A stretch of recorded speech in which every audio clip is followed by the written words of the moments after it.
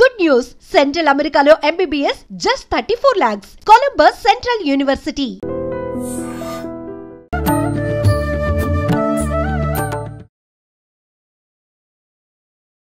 నమస్కారం, welcome to I dream. ధర్మ మార్గం విత్ విజిత కార్యక్రమానికి స్వాగతం. ప్రస్తుతం మనతో పాటు ఉన్నారు ప్రముఖ జ్యోతిష్య పండితులు, ఆధ్యాత్మికవేత్త వీరాపురపు సుబ్రహ్మణ్య స్వామి గారు. ఇప్పుడు వారితో మాట్లాడి మరిన్ని విషయాలు వివరంగా తెలుసుకుందాం. నమస్కారం అండి. శుభాశీస్సులండి. మనం అంటే ఇంతకు ముందర చేసిన వీడియోలో నాగుల పంచమికి సంబంధించి మామూలుగా అందరం మాట్లాడుకునేది పూజా విధానం, ఆ రోజు ఎలా చెయ్యాలి ఏంటి అని.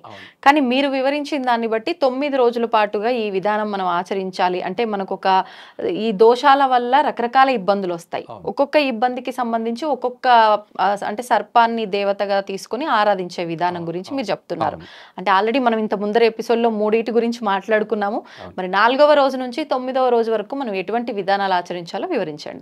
4వ రోజు మనం పిల్లల గురించి ముఖ్యంగా పిల్లలు మనకు మర్చిపోతున్న జ్ఞాపక శక్తి లేనటువంటి వాళ్ళు, అది పెద్దవాళ్ళైనా సరే పిల్లలైనా సరే. అయితే ఇంపార్టెంట్గా ఏంటంటే పిల్లలు, ఎందుకంటే చదువుకున్నది గుర్తుండకపోవడం, అలాగే మర్చిపోతూ ఉండడం, ఎక్కువగా నిద్రపోవడం, చదువు అనేది ఇంట్రెస్ట్ లేకుండా పోవడం, ఇటువంటివి పిల్లలు. ఎక్కువగా ఆటల మీద ఉన్నటువంటి పిల్లలు, ఇలా లేదంటే చెడు ఆలోచనలు, చెడు ఆటలు పైన ఇంట్రెస్ట్ చూపించేటువంటి పిల్లలు, వాళ్ళని మంచి సన్మార్గంలో పెట్టడానికి, అలాగే వాళ్ళ భవిష్యత్తు ఒక పునాది అంటే మంచి విద్యావంతులుగాను, మంచి ఉద్యోగవంతులుగాను, మంచి సంస్కారవంతమైన పిల్లలుగాను వాళ్ళు అభివృద్ధి చెందాలంటే ఇంటి ఇల్లాలు తను 4వ రోజు, లేదంటే ఇది పిల్లలు కూడా చేయొచ్చు.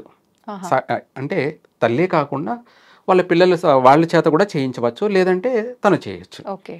తను 4వ రోజు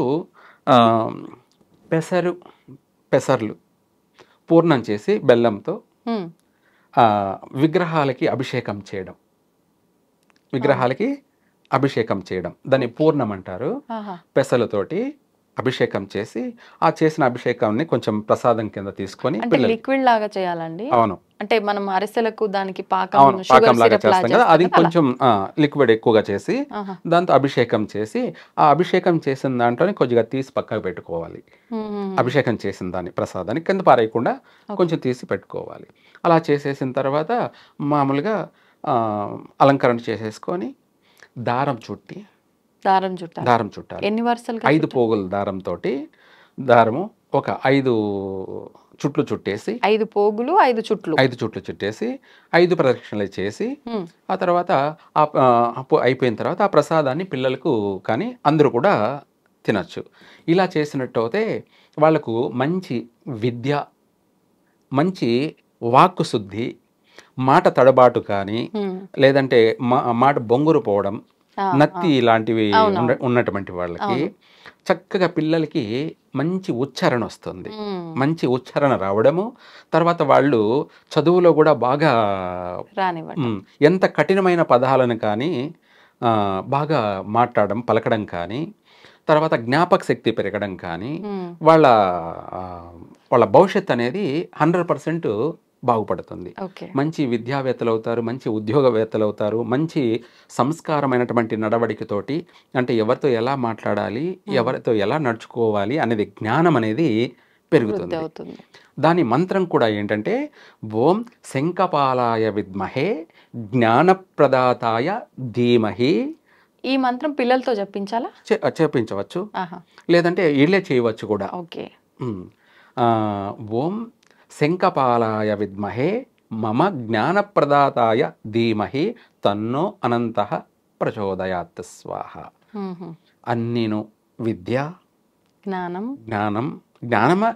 వల్లనే అన్నీ వచ్చేస్తాయి మొత్తం మీద. దాన్నే కదా జ్ఞానప్రదాతాయ ధీమహి, నాకు అనంతమైన జ్ఞానాన్ని ప్రసాదించు. ఆ జ్ఞానమే ఐశ్వర్యం, ఆ జ్ఞానమే భవిష్యత్తు, ఆ జ్ఞానమే వాడు బ్రహ్మ. ఒక మాటలో చెప్పాలంటే వాడు మల్టీ టాలెంటెడ్. పిల్లలు చక్కగా అభివృద్ధి చెందుతారు. వాళ్ళు కూడా, ఇంట్లో పెద్దలు కూడా వాళ్ళు మంచి తెలివితేటలతో, మంచి నడవడిక, మంచి సంపాదన, అభివృద్ధి చెందుతారు. ఇలా చెప్పుకుంటూ పోతే అది అనంతం.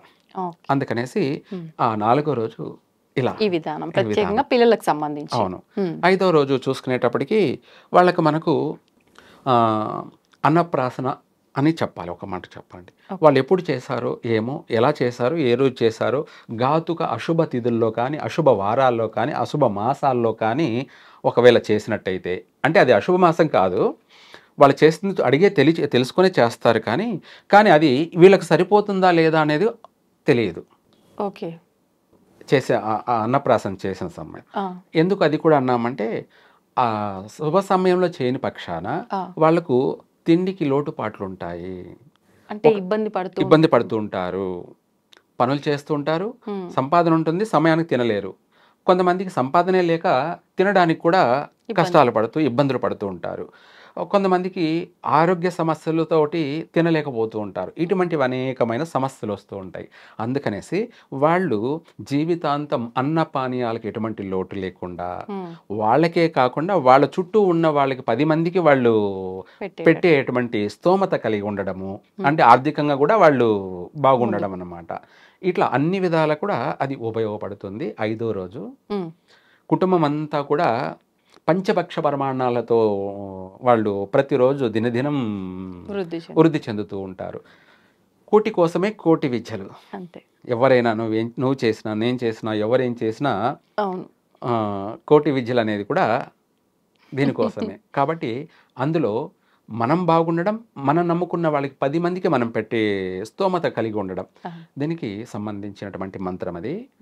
ఓం మహాపద్మాయ విద్మహే సహాజన్యాయ ధీమహి తన్నో సర్పః ప్రచోదయాత్, లేదా ఓం మహాపద్మాయ విద్మహే సహాజన్యాయ ధీమహి తన్నో అన్నప్రదాత ప్రచోదయాత్. అన్నప్రదాత ప్రచోదయాత్. ఈ మంత్రం చేసుకోవాలి.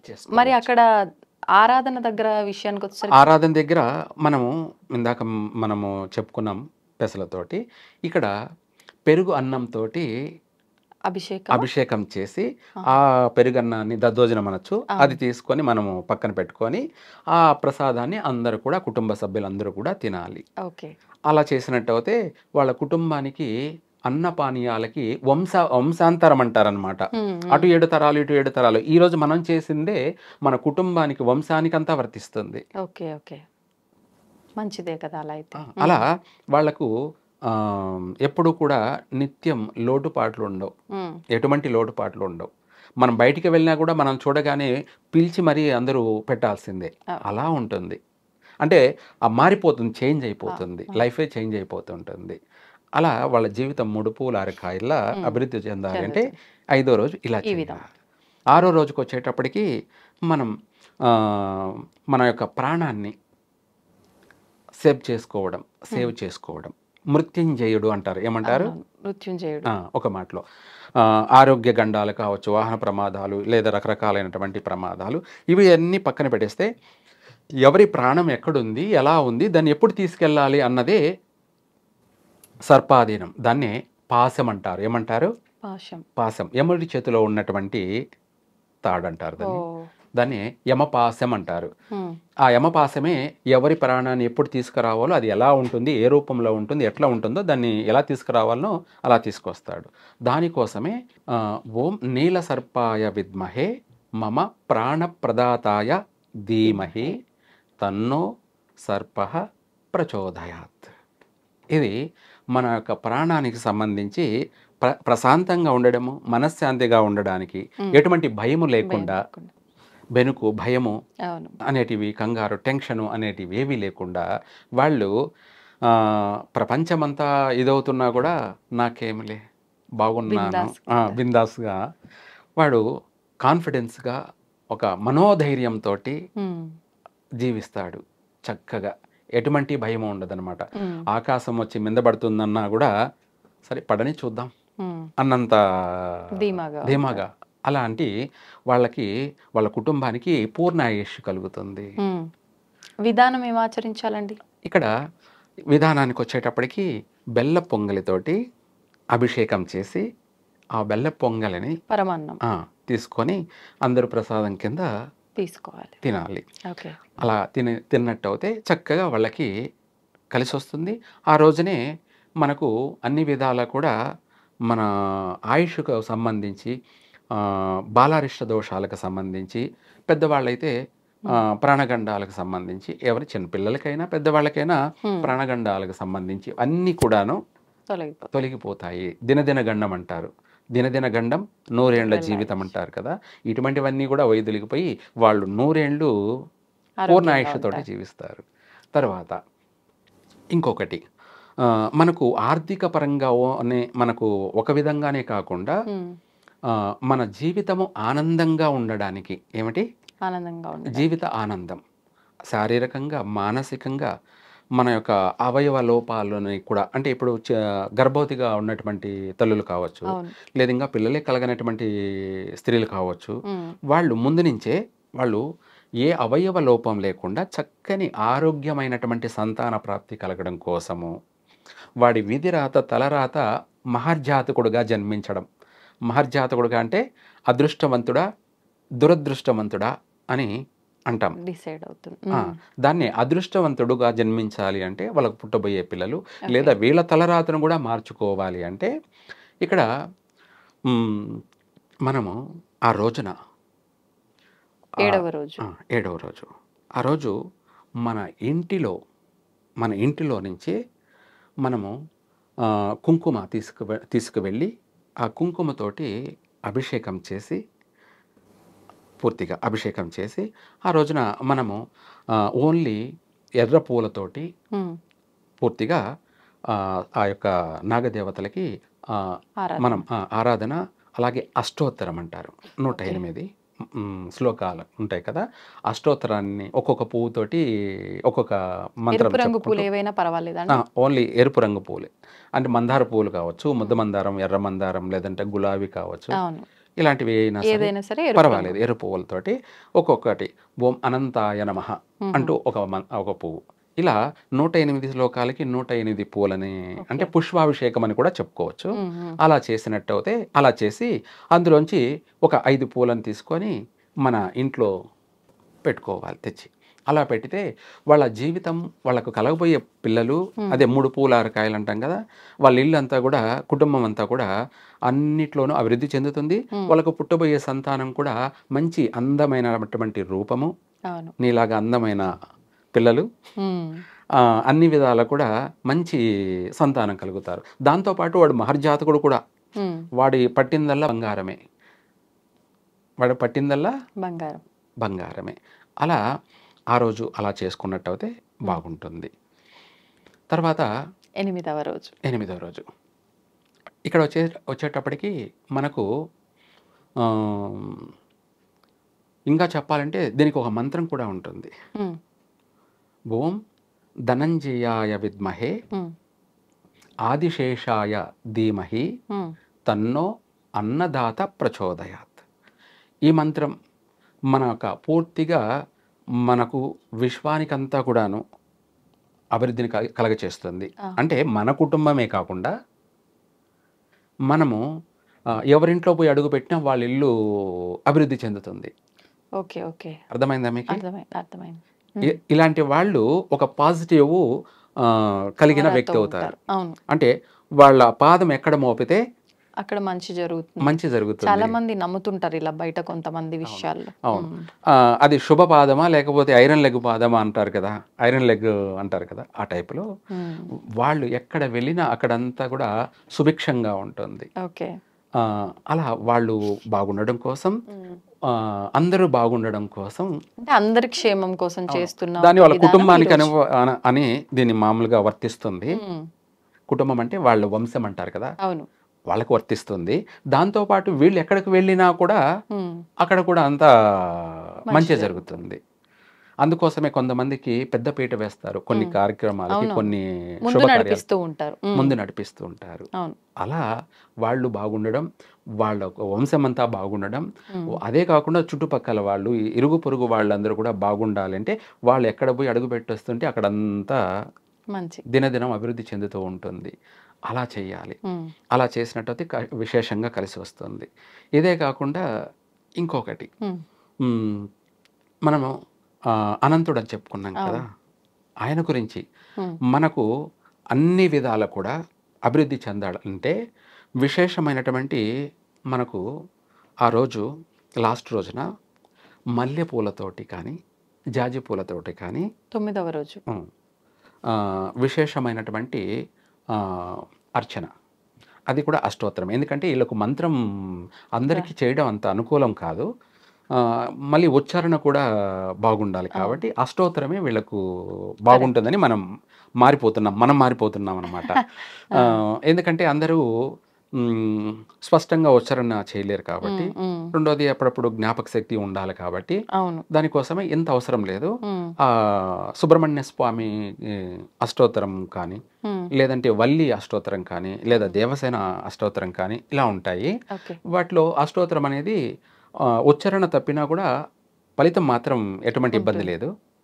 కాబట్టి వాళ్ళు జాజి పూలతో కానీ మల్లెపూలతో కానీ విశేషంగా 1 కిలోంబావు పూలతోటి కిలోంబావు పూలతోటి అభిషేకం చేసినట్టయితే 100% వీళ్ళ వంశం అంటే అటు 7 తరాలు ఇటు 7 తరాలు పట్టి పీడిస్తున్నటువంటి సర్పదోషాలు కావచ్చు, సర్ప శాపాలు కావచ్చు, అలాగే కాలసర్పదోషాలు కావచ్చు, అపసవ్య కాలసర్పదోషాలు కావచ్చు, అనంతనాగ దోషాలు కావచ్చు, ఇలా చెప్పుకుంటూ పోతుంటే ఇవి కూడా అనేక దోషాలు ఉంటాయన్నమాట. యోగాలు అనేటివి ఎన్ని ఉంటాయో అంతే దోషాలు కూడా ఉంటాయి.